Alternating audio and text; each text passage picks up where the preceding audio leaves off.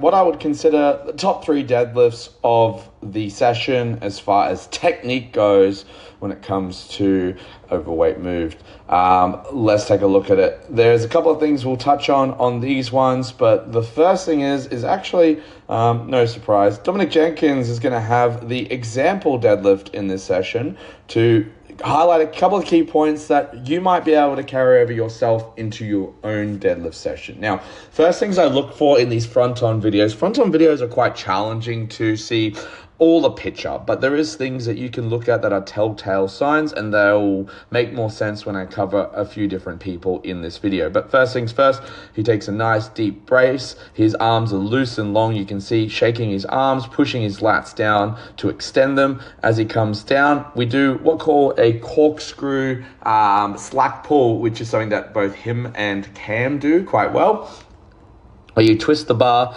to gain the tension of pull the slack out of the bar, essentially pulling the bar to the top of the plates, and then he's got a great initiation position here. All I would say, the only error that Dom has in this position is his shins could be ever so slightly more vertical. This is very quad dominant, this initiation, but I feel like if we look at improving too many minor points, you could actually take away from the overall totality of the movement. So from a lot of this, I feel like it's not something that we need to really keep in mind unless it causes the bar to come forward of the body, which I don't think it does. Anyway, the pull is initiated, get good hip extension, and one of the things I want us to keep in mind in this is the knees stay bent until the bar passes the knees, then he starts extending the knee at the same time as extending the hips, the shoulders come behind the bar, and it's a good rep at the top.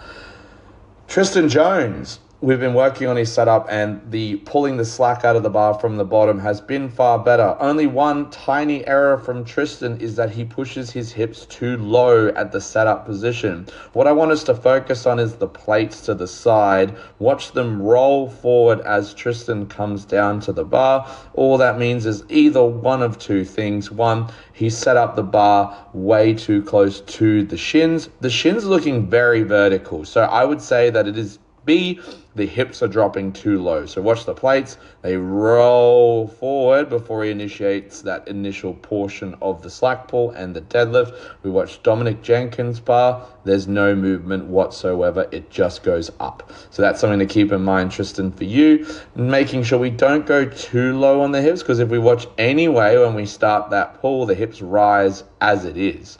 So the fact that we were able to maintain that position and complete the deadlift is just a show of character, purely able to work through that deficiency in the technique. This is awesome.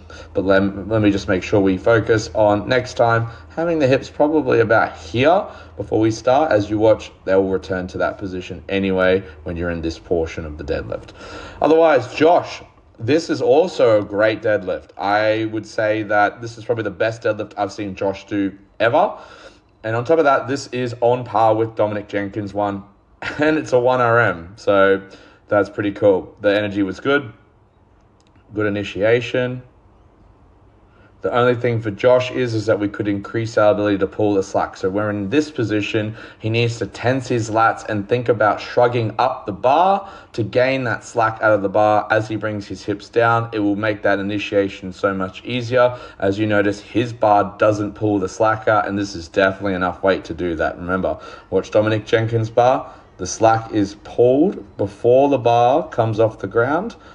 You can see there the whip of the bar, and now he initiates the leg drive. That's already a decent chunk of the deadlift gone. Let's watch Josh's again.